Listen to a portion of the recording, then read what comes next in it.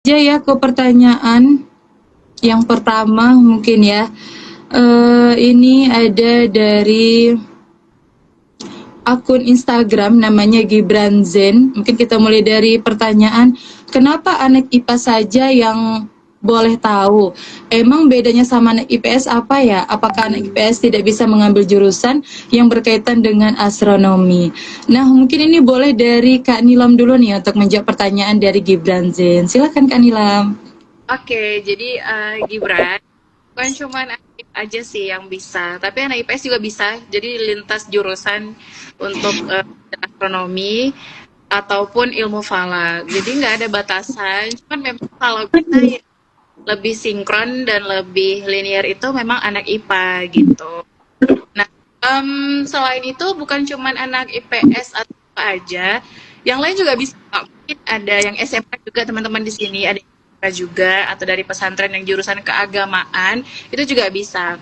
Kan nanti di awal itu kita belajarnya dari basic lagi dari dasar. Jadi jangan takut untuk memulai teman-teman. Boleh kok. Gak hanya dari IPA tapi anak IPS, keagamaan, bahasa juga boleh.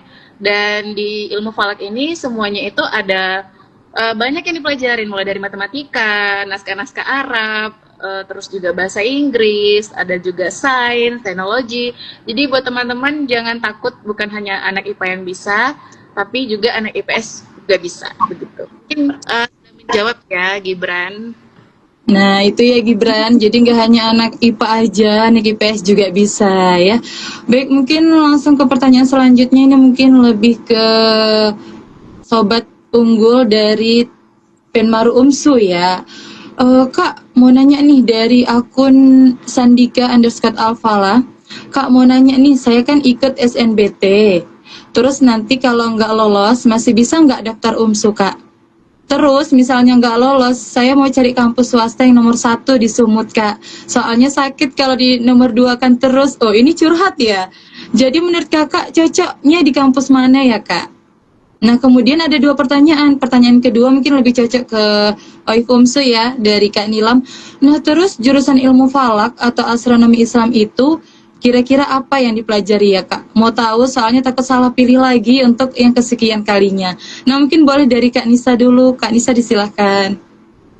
Baik, kalau tadi kan katanya kalau nggak lulus di UTBK masih bisa nggak daftar di UMSU gitu ya? Pasti bisa, karena kami menunggu teman-teman semua untuk bertanya dan daftar di UMSU. Kita masih ada jalur bebas tes, teman-teman. Jadi kalau nggak lulus di UTBK, bisa melalui jalur bebas tes. Apa aja Kak benefit dari jalur bebas tes itu? Yang pertama, kamu tidak perlu tes apapun ya, karena kemarin kan udah capek nih tes di UTBK. Nah, melalui jalur bebas tes, kamu tidak perlu tes apapun, kemudian sudah dipastikan lulus menjadi mahasiswa UMSU, kampus yang sangat unggul, sesuai dengan apa yang kamu cari tadi, kampus yang nomor satu, karena nggak mau diduain gitu ya. Kemudian dapat potongan diskon ya, diskon 50% uang pembangunan atau DPP. Jadi kalau uang pembangunannya seharga 2 juta, kamu dapat diskon 50%, berarti 1 juta aja dibayar uang pembangunannya. Gitu, teman-teman. Wow, menarik. Nah, jadi buat teman-teman jangan sampai ketinggalan karena ada potongan tadi. Jangan sampai menyesal ya, mungkin buat teman-teman. Nah, untuk pertanyaan kedua langsung aja saya jawab. Tadi sebenarnya sudah dijawab sebelumnya ya. Di ilmu falak itu kita ada belajar terkait dengan matematika, terus juga ada fisika, ada astronominya juga tentunya. Pokoknya ilmu yang berkaitan dengan luar angkasa atau tentang sains. Juga di sini kalau di ilmu falak itu khususnya kita ada juga belajar tentang ibadahnya umat muslim. Jadi nanti buat teman-teman yang memang uh, tertarik dengan jurusan ini, teman-teman juga nanti akan belajar tentang bagaimana kita mengukur arah kiblat, menentukan waktu sholat, terus juga gimana caranya kita mengetahui awal masuk waktu dengan menggunakan matahari, bagaimana menentukan awal bulan hijriah, seperti itu. Jadi saya kira ada banyak sekali ya dan sangat kompleks untuk jurusan ilmu falak ini. Mungkin begitu Kak Pipa. Oke. Wah, banyak sekali ya kalau yang dipelajari dari ilmu astronomi. Mungkin kalau dikaji lebih dalam, mau tahu lebih dalam, mungkin lebih tepatnya gabung aja di prodi ilmu falak. Ya. Iya. Oke, mungkin kita langsung aja lanjut ke pertanyaan selanjutnya. Ini ada dari akun Galaksi Kita. Kak, kalau mau berkarir di bidang astronomi, itu harus jago matematika banget nggak sih? Atau masih bisa dikejar sambil jalan? Nah, ini ke Kak Nilam lagi nih pertanyaannya. Oke, silakan Kak Nilam. Oke, sebenarnya di sini tuh menariknya teman-teman, Kak Nisa ini sebenarnya jurusan matematika. Dan baru aja selesai Kak, di S2 kemarin ya Kak. Jadi Iya benar Kak. menurut saya dan melihat fenomena teman-teman yang ada di ilmu falak, itu nggak harus jago-jago sekali, karena itu bisa dipelajarin sambil kita menjalani prodi ilmu falak ini. Mungkin juga bisa dibantu sedikit ya, jawabannya dibantu sama Kak Anissa, karena sebagai orang matematika nih, matematikawan, mungkin Kak Anissa bisa kasih tips sedikit gitu gimana Kak caranya untuk belajar matematika dan pandai dan jago nih di matematika gitu Kak. Iya Kak Nilam. Jadi sesuai dengan jurusan kuliah saya ya. Matematika sebenarnya nggak harus jago-jago banget ya, karena kan emang kita kuliah ini juga niatnya untuk belajar, mendalami. Yang penting ada basicnya, kemudian niat tentunya. Karena kalau nggak niat, walaupun kamu bisa, ketika kamu belajar itu pasti nggak nyangkut juga gitu, karena nggak niat gitu kan. Nah, yang pertama niat, kemudian pasti ada basic ya. Basic aja, nggak perlu yang jago-jago banget, karena ya nggak ada juga yang jago-jago banget ya kalau dalam perkuliahan ini, karena sama-sama belajar. Nah, kalau untuk gimana tipsnya biar semangat nih untuk belajar matematika ya, sebelum kamu masuk kelas, sebaiknya kamu cari tahu dulu nih, belajar dari rumah ya, tahu rumusnya gimana, basicnya gimana, dan jangan langsung takut, kepikiran kayak, ih hari ini matematika, males banget sih masuk kelas, udah lah cabut aja gitu ya. Jangan kayak gitu, ikuti aja. Nanti lama-lama selesai itu gitu kan. Jadi dihadapi segala tantangan itu harus dihadapi, jangan menghindar, itu intinya sih. Itu Kak. Nah, gitu. Jadi dapat nih dari bahasa Medannya ya. Jangan gitu, ikuti aja. Ikuti Iya, jangan aja. takut. Iya, betul itu motivasi sekali ya dari Kak Nisa maupun dari Kak Nilam hari ini. Oke, mungkin kita lanjut ke pertanyaan dari im_rihenyu. Untuk jalur masuk prodi ilmu falak, apakah ada tes khusus seperti tes matematika atau agama, atau bisa lewat jalur prestasi tanpa tes? Dan apakah prodi ini hanya menerima lulusan dari jurusan IPA atau pesantren saja? Atau anak SMK, IPS juga punya kesempatan yang sama? Nah, ini mungkin boleh ke Kak Nisa dulu ya, untuk Iya. jalur masuk kuliah di UNSU. Oke, Iya, silakan, jadi Kak. untuk jalur untuk masuk ke Prodi Ilmu Falak itu kan tadi ditanya ada tesnya atau gimana. Kalau kamu ini ya, di UNSU ini kan ada jalur prestasi teman-teman. Kalau kamu memiliki prestasi di bidang akademik, atlet ataupun MTQ, TAFIS itu bisa melalui jalur prestasi. Nah, untuk jalur prestasi ini yang dibutuhkan itu sertifikat prestasi kamu. Jadi nanti kamu daftar, kemudian kumpulkan dulu berkasnya. Berkasnya seperti ijazah, kemudian sertifikat prestasi kamu, kemudian tunggu pengumuman kelulusannya. Kalau sudah lulus, kamu bisa langsung daftar ulang ya sesuai dengan jurusan apa yang kamu mau. Nggak harus, Kak, kalau aku jalur prestasi MTQ berarti aku masuknya ke pendidikan agama Islam. Nggak harus, teman-teman. Kamu boleh memilih jurusan apapun. Apalagi jurusan ilmu falak, tentunya bisa ya. Jadi kalau untuk masuk jalur masuk prodi ilmu falak itu nggak ada tes apapun, tes khusus untuk prodinya nggak ada. Kamu bisa melalui jalur bebas tes juga atau jalur undangan. Jadi kita kan ke sekolah nih Kak, memberikan jalur formulir undangan yang bisa diisi oleh siswa-siswa. Nah, kalau mereka mengisi formulir jalur undangan ini dan lulus, itu mereka gratis biaya pendaftaran. Kemudian diskon 75% uang pembangunan atau DPP. Jadi kalau kamu lulus dari jalur undangan tersebut bisa masuk prodi ilmu falak tanpa tes apapun. Jadi kalau untuk tes khusus dari prodinya nggak ada ya Kak? Nggak ada untuk tes khusus dari prodinya. Kamu bisa melalui jalur undangan, jalur bebas tes, atau jalur prestasi. Bahkan jalur beasiswa juga bisa. Jadi kita ada beasiswa KIP. Nanti kamu bisa pilih program studinya ilmu falak. Gitu, teman-teman. Nah, gitu ya. Wah, jadi ini ada juga nih pertanyaannya hampir sama dengan pertanyaan yang tadi dari Wardah Hidayani. Kak mau nanya nih, kalau yang lulusan pesantren boleh nggak kuliah jurusan ilmu falak di UMSU? Ini sama ya, mungkin udah dijawab tadi sama Kak Nisa. Dan keunggulan apa yang dimiliki oleh prodi ilmu falak UMSU dibanding universitas lain? Nah ini mungkin boleh dari Kak Nilam, mungkin nanti boleh disambung dengan Kak Nisa.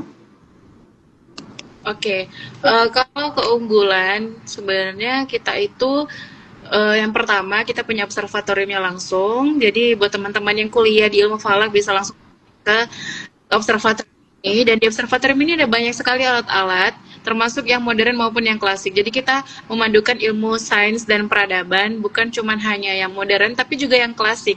Nah, selain itu juga teman-teman nanti bisa langsung ikut turun bersama tim OIF belajar langsung di sini tentang ilmu falak, dan gak hanya belajar melalui materi tapi juga atau dengan teori tapi juga dengan praktik.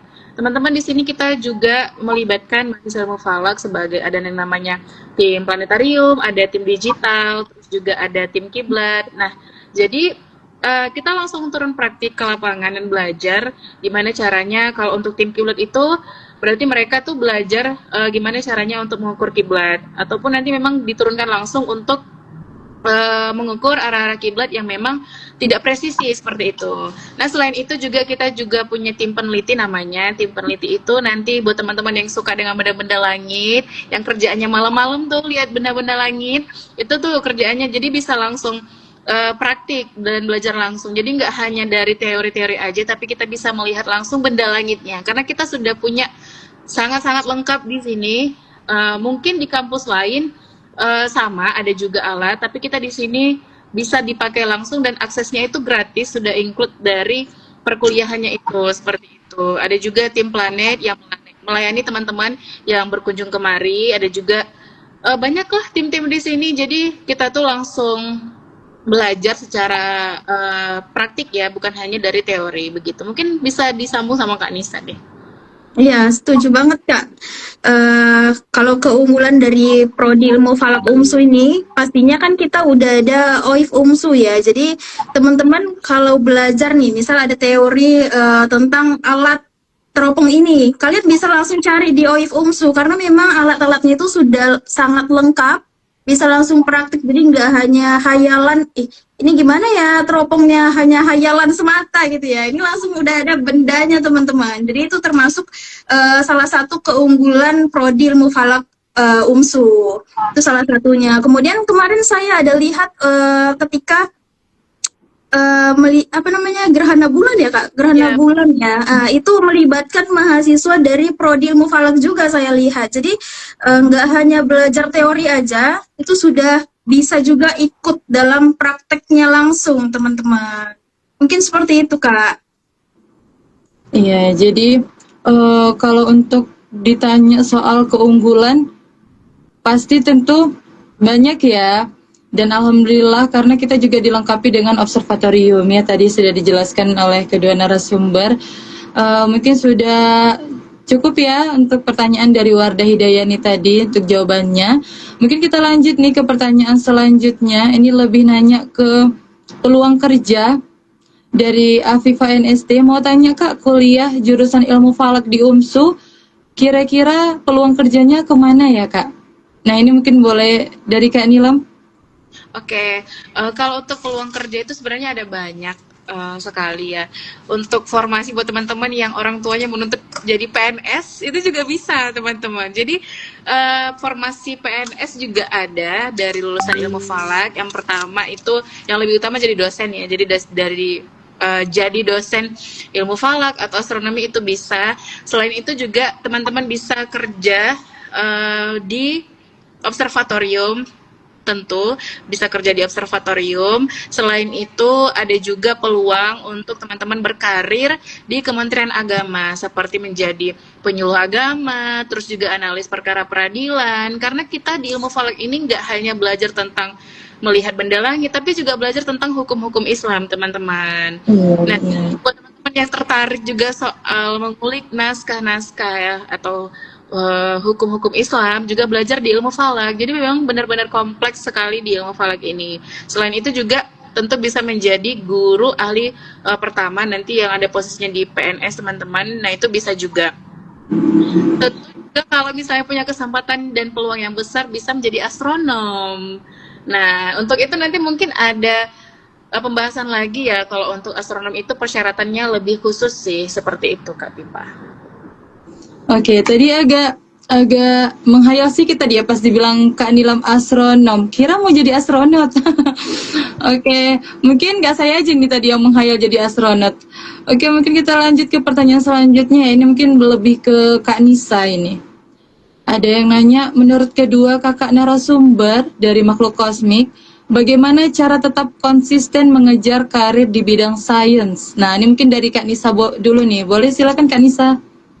Iya, tadi gimana cara konsisten dalam mengejar karir di bidang sains? Ya, sepertinya nggak hanya di bidang sains aja. Ketika kita sudah memilih sesuatu, ya kita memilih sesuatu harusnya kita bisa konsisten dengan apa yang kita pilih. Ketika sudah memilih sesuatu harus diniatkan dengan baik dan dilakukan sampai selesai. Karena kalau hanya dijalani aja tapi nggak selesai sama aja gitu ya. Jadi diniatkan, kemudian memang benar-benar apa yang sudah dipilih dipelajari dengan baik, nggak harus sempurna teman-teman, yang penting selesai. Itu sih, nggak hanya di bidang sains aja, di segala bidang juga harus diterapkan seperti itu. Karena konsisten ini emang sangat-sangat sulit untuk dijaga, karena ketika kita menjalani, hanya semangat-semangat di awal aja itu biasa. Ketika dijalani di pertengahan jalan, kemudian ada tantangan, itu biasanya menjadi goyah gitu ya. Namun kembali lagi dengan niat yang di awal, goyah itu bisa secara pelan-pelan menurun juga mengikuti semangat yang ada di awal. Seperti itu mungkin Kak. Masya Allah kali ya, setiap kata-kata motivasi dari Kak Nisa ini benar-benar membuat semangat. Saya jadi semangat ini untuk lanjut S3, S2 selanjutnya, S3 maksudnya. S2. Kak Nisa ini benar-benar membuat semangat kali ya. Oke, big motivation dari Kak Nisa. Oke, mungkin kita lanjut ke pertanyaan selanjutnya. Ini mungkin lebih ke Kak Nilam dari Najwa Barinuri. Kak, ada nggak pengalaman menarik atau unik selama berkecimpung di dunia astronomi atau observatorium? Oh, ini tentu pasti ada. Coba silakan Kak Nilam, spill. Kalau untuk pengalaman yang menarik sebenarnya kalau bagi saya, kebetulan saya anak IPA waktu SMA, jadi sangat senang berkecimpung di dunia astronomi atau ilmu falak. Kalau untuk sharing tentang pengalaman yang menarik itu banyak, tapi salah satunya yang memang belakangan ini kemarin itu kita ada camping. Ada beberapa bulan yang lalu sih. Jadi itu benar-benar langitnya benar-benar cerah teman-teman. Saya yang biasanya memang nggak pernah lihat bintang yang sebanyak itu, saya pada saat itu di lokasinya di kalau nggak salah di Kutalim Baru. Kalau teman-teman tahu namanya Puncak Margasi 5. Itu benar-benar pengalaman yang menarik bagi saya karena saya bisa lihat bintang sebanyak itu, bahkan galaksi Bima Sakti. Nah, jadi memang langitnya itu benar-benar gelap teman-teman. Benar-benar gelap, polusi cahaya juga sangat minim. Dan itu masih daerah hutan ya. Jadi itu menurut saya pengalaman yang sangat menarik bagi saya. Saya benar-benar malam itu nggak tidur. Jadi benar-benar lihat langit. Malam itu memang benar-benar duduk terus lihat langit. Karena Masya Allah itu banyak sekali bintang-bintangnya. Dan itu merupakan satu momen yang mungkin nggak bakal terlupakan oleh saya. Mungkin ada lagi nanti ya, mungkin saya bisa lihat aurora, mungkin teman-teman di sini juga nanti berkesempatan lihat aurora, karena ya mungkin itu salah satu wishlist ya.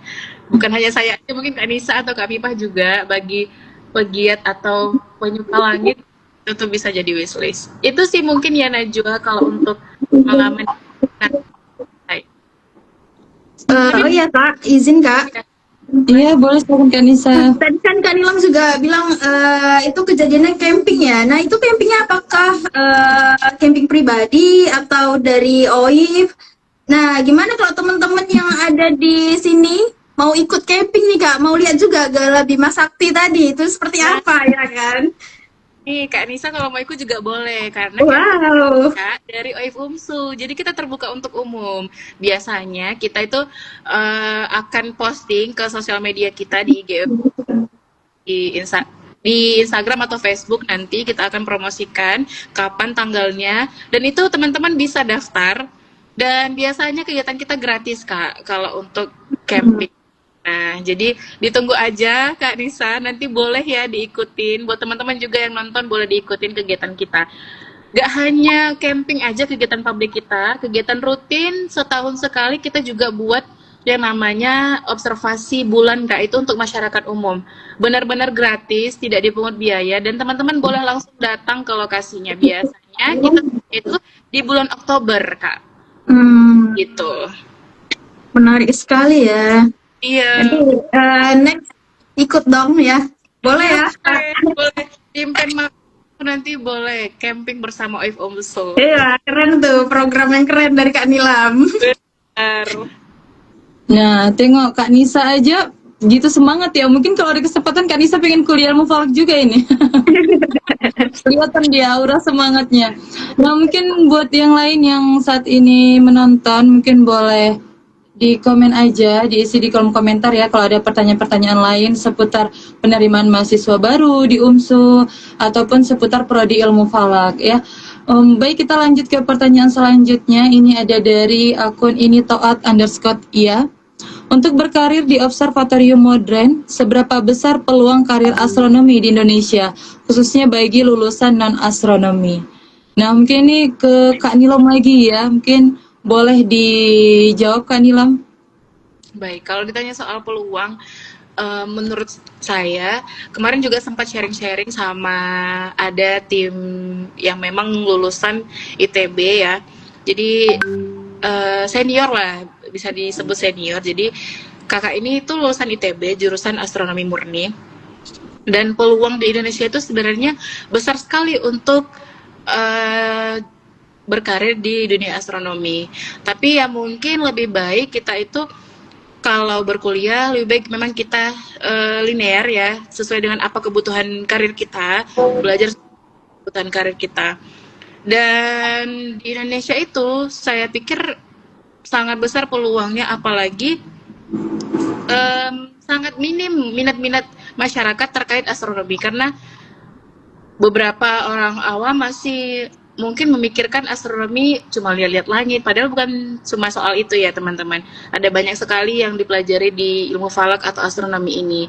Jadi kalau untuk ditanya peluang, itu besar sekali untuk berkarir di Indonesia gitu. Ini seperti itu Kak Pipa. Oke.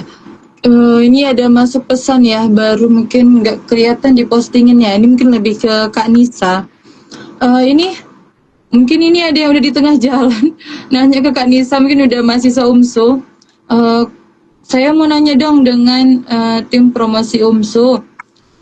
Bagaimana misalnya saya sudah masuk jurusan perbankan syariah, tetapi saya sudah menjalani 2 semester lebih. Saya ingin pindah ke jurusan hukum. Nah, itu bagaimana Kak Nisa prosedurnya? Mungkin boleh disampaikan di sini Kak Nisa. Baik, terima kasih Kak. Jadi buat teman-teman yang sudah menjalani perkuliahan kemudian merasa nggak cocok nih dengan apa yang udah dijalani gitu ya dan mau pindah, itu bisa kalian kalau masih di semester 2 masih bisa ulang dari awal ya, menjadi maba lagi, daftar di prodi hukum tadi sesuai dengan apa yang dibilang. Kemudian kalau nggak usah Kak, aku mau lanjut aja di semester 3. Bisa juga, tapi nanti ketika di jurusan hukum, prodi hukum, kamu mengulang mata kuliah yang di semester 1 dan semester 2 gitu.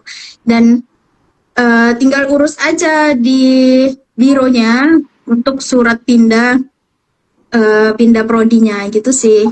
Itu sih Kak. Oh, berarti bisa ya Kak Nisa, benar-benar fleksibel banget ya UMSU ini. Bisa bahkan udah di tengah jalan mau pindah ternyata bisa. Iya, bisa Oke, Kak. kita lanjut ke pertanyaan selanjutnya. Masih ada lagi nih yang belum dijawab pertanyaannya. Ini dari Sadam.Andika, untuk menjadi astronom jurusan kuliahnya apa ya Kak? Tadi udah dijawab ya. Mungkin kita lanjut ke pertanyaan selanjutnya. Kayaknya Kak Pipa, tapi kayaknya masih boleh tuh dijelasin lagi. Soalnya Boleh. Oke. Oke, mungkin langsung ke pertanyaan selanjutnya. Mungkin langsung 2 pertanyaan aja ya kita sebut ya. Ini ada dari Sadam.Andika, untuk menjadi astronom jurusan kuliahnya apa ya Kak? Nah kemudian ada dari Ladies Zone, apa tantangan terbesar yang dihadapi orang yang memilih karir di bidang astronomi? Nah mungkin boleh nih sekali 2 pertanyaan Kak Nilam. Oke, tadi pertanyaan dari Sadam, apa jurusan yang bisa jadi astronom? Iya. Lagi kalau yang itu persyaratannya harus kuliah dari STM atau S itu Science, T itu Teknologi, E itu Engineering, dan M itu Matematika. Nah, Kak Nisa nih bisa nih jadi astronot nih, karena matematika ya. Jadi memang luar biasa matematika ini teman-teman. Ada banyak sekali yang bisa berpeluang besar kalau kita belajar matematika. Nah, sains itu seperti apa? Contohnya seperti fisika, terus juga biologi itu juga bisa teman-teman. Kalau untuk teknologi seperti teknik informatika itu juga bisa.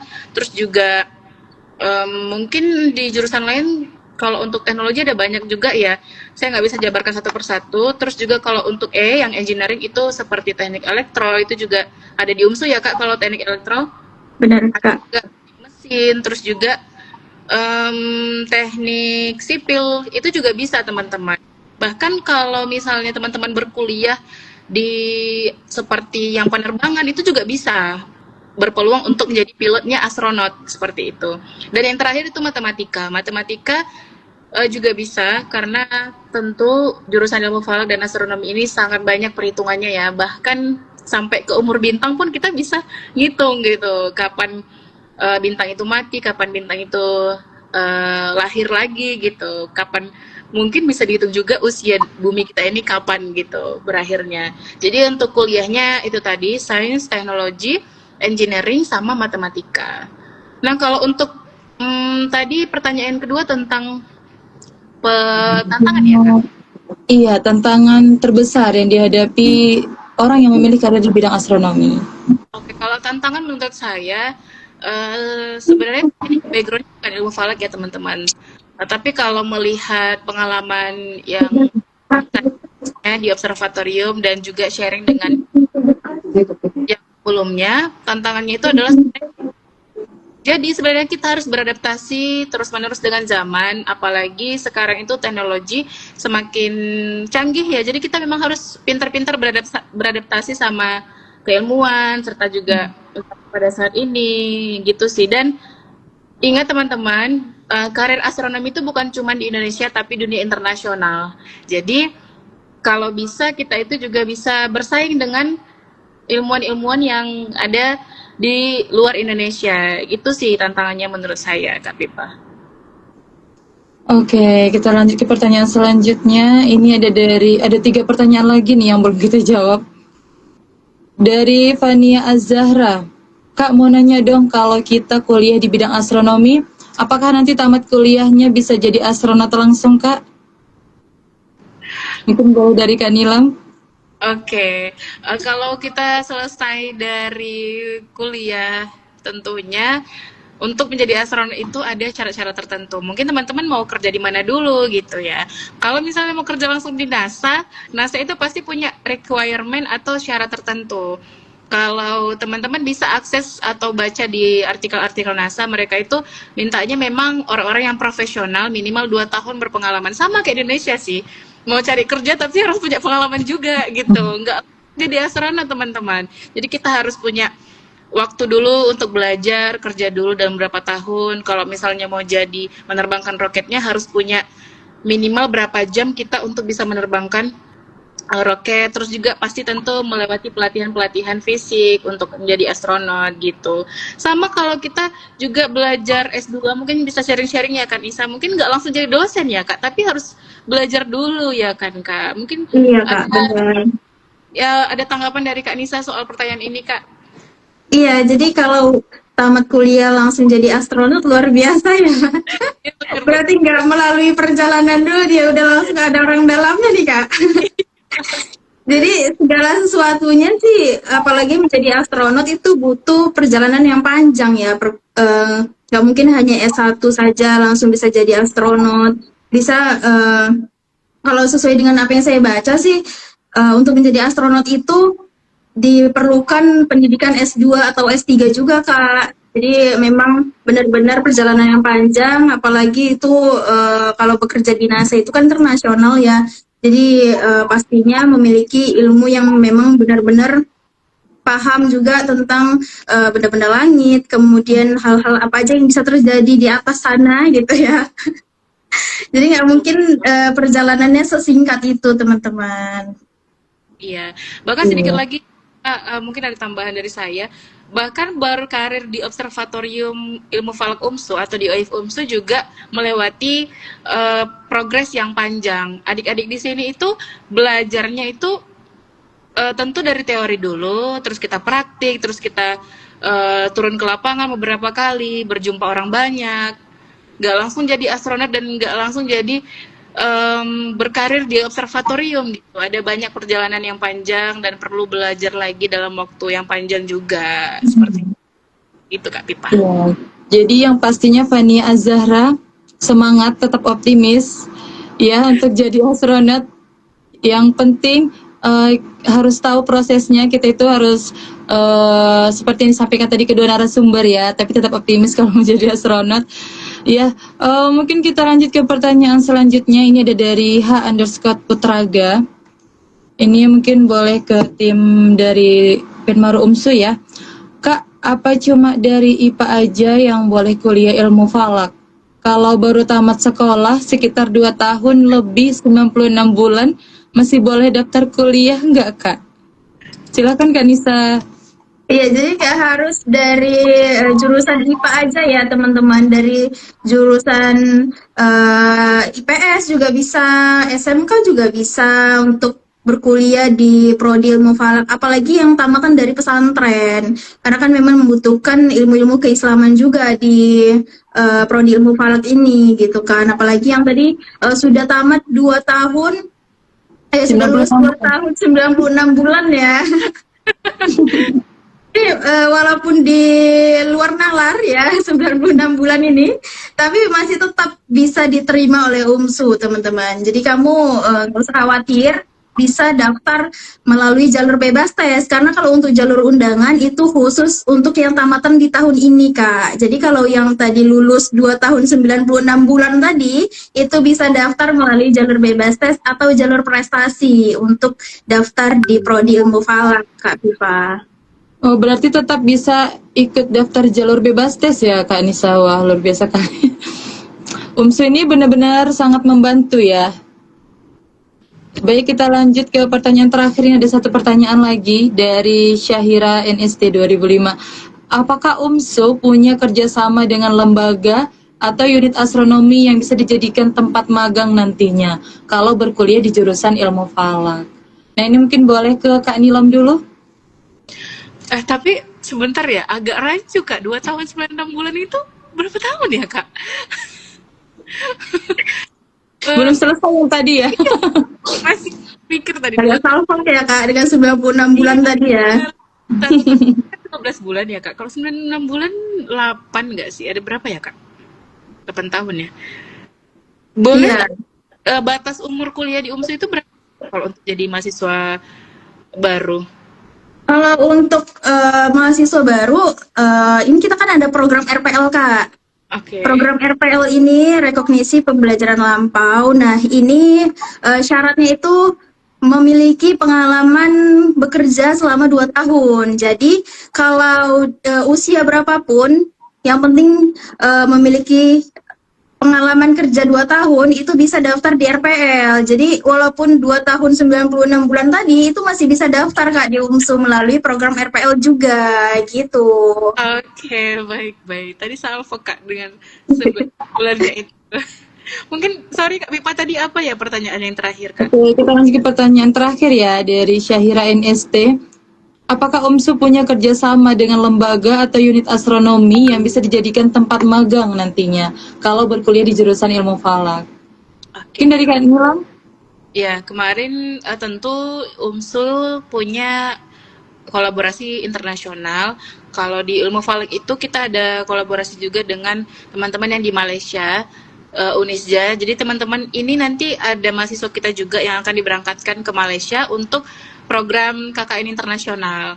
Jadi buat teman-teman yang memang mencari peluang internasional itu bisa berkuliah di UMSU karena UMSU sangat banyak ya instansi yang sudah berkolaborasi dengan UMSU, baik itu internasional maupun nasional. Kalau internasional yang di ilmu falak itu tadi Kak yang di Malaysia, salah satunya Unisja dan teman-teman yang ilmu falak semester 6 menuju 7 nanti KKN internasional insya Allah di bulan 7 mungkin nanti diberangkatkan ke sana gitu Kak. Ada banyak lagi sih sebenarnya instansi-instansi terkait yang melakukan MOU atau kolaborasi dengan UMSU, cuman memang kita nggak bisa paparkan satu persatu gitu Kak Pipa. Oke, mungkin kalau dari Kak Nisa ada masukan? Ya, karena di kegiatan OIF UMSU nih, apalagi ketika pemantauan hilal ya Kak, itu pasti diundang juga BMKG ya. Benar-benar. Tentunya kan karena UMSU juga sudah bekerja sama dengan BMKG gitu kan. Jadi untuk riset, kemudian untuk kegiatan-kegiatan ilmiah itu kan mengundang BMKG. Jadi itu termasuk salah satu dari yang perusahaan yang instansi yang bekerja sama dengan UMSU. Walaupun masih banyak lagi sesuai dengan apa yang Kak Nilam bilang tadi nggak bisa disebutkan satu persatu ya karena memang terlalu banyak Kak UMSU bekerja sama dengan instansi di dalam maupun di luar negeri. Oke, terima kasih kepada kedua narasumber. Itu tadi ya semua pertanyaan-pertanyaan dari Sobat OIF maupun Sobat Unggul sudah kita jawab ya satu persatu. Karena sudah semua, mungkin dari kedua narasumber apakah ada closing statement sebelum kita tutup live kita hari ini? Mungkin dari Kak Nisa dulu. Ya, terima kasih untuk Kak Viva, juga Kak Nilam. Dan untuk teman-teman yang sudah bergabung di live kita kali ini, karena ini first time ya bagi saya sharing dengan kakak-kakak yang dari OIF. Nah, banyak nih informasi yang sudah kita dapat teman-teman tentang astronom, kemudian tentang benda-benda langit. Tadi sudah disampaikan oleh Kak Nilam bahwasannya Kak Nilam melihat nih pada kegiatan di salah satu kegiatan OIF melihat Bima Sakti ya Kak. Nah, itu teman-teman itu merupakan informasi baru untuk saya. Jadi untuk teman-teman yang mungkin masih bingung, masih bimbang mau kuliah di mana, apalagi nanti ketika tidak lulus di UTBK, kalian bisa bergabung bersama kami di UMSU ya teman-teman, karena kampusnya sudah unggul, dosennya sudah unggul, banyak program beasiswa, kemudian kalian bisa daftar melalui jalur apa aja yang sangat memudahkan kalian. Nah, mungkin itu aja Kak, closing statement dari saya. Oke, mungkin dilanjutkan sama Kak Nilam. Oke, tadi kata Kak Nisa dapat informasi, saya juga dan teman-teman lain yang nonton juga tentu banyak informasi yang kita dapat dari Penmaru ya dan OIF UMSU. Ada banyak hal-hal baru kita dapatkan hari ini dan sangat senang juga berkolaborasi dengan promosi UMSU serta Penmaru pada hari ini. Karena saya juga baru tahu nih kalau ternyata RPL itu umur berapa aja tuh bisa diterima di UMSU gitu. Jadi informasi yang baru bagi saya dan teman-teman di sini tentunya. Dan buat teman-teman yang untuk siswa-siswa SMA di yang SMA tetap semangat ya. Kalaupun nanti nggak lulus SNBT atau apa sih namanya, kayaknya kita udah mulai tua ya Kak. Jadi berubah-ubah ya. saya gitu. Kalau misalnya nggak lulus di tempat lain jangan sedih, masih ada tempat-tempat yang lain menerima kalian dan mungkin itu jadi peluang yang besar bagi kalian. Nah, jadi tetap semangat dan kalau ada yang mau ditanyakan, tanyakan aja nanti di forum kita yang lain boleh atau boleh langsung datang ke UMSU ke Penmaru ya, Kak. Iya, Karena benar. tim Penmaru ini sangat humble teman-teman, kalian boleh bertanya apa aja sama kakak-kakak yang di sini gitu. Terima kasih sudah menonton live kita hari ini. Mungkin itu aja Kak Pipa. Iya, terima kasih kepada kedua narasumber ya hari ini luar biasa yang kita dapatkan insight-nya dari baik dari Penmaru maupun dari OIF UMSU ya. Mungkin ini ada lagi pertanyaan dari sobat sekalian, mungkin tidak ada lagi ya dari kolom komentar. Ya, mungkin Oke, karena tidak ada lagi, mungkin nanti buat yang lain kalau ada lagi yang dipertanyakan boleh tanyakan saja, bisa melalui DM dari Instagram OIF UMSU maupun dari Penmaru UMSU ya Kak Anissa. Kita akan selalu terbuka untuk menjawab pertanyaan-pertanyaan dari sobat semuanya. Baik, terima kasih sekali lagi kepada kedua narasumber. Mungkin insya Allah kita akan adakan kolaborasi lainnya ya dengan tim promosi UMSU maupun tim Penmaru UMSU. Baik, itu saja saya sebagai moderator Makromatul Alif Nasution pamit undur diri dan terima kasih, sampai jumpa di live selanjutnya. Wassalamualaikum warahmatullahi wabarakatuh. Waalaikumsalam. Waalaikumsalam warahmatullahi wabarakatuh. Terima kasih Kak Anissa.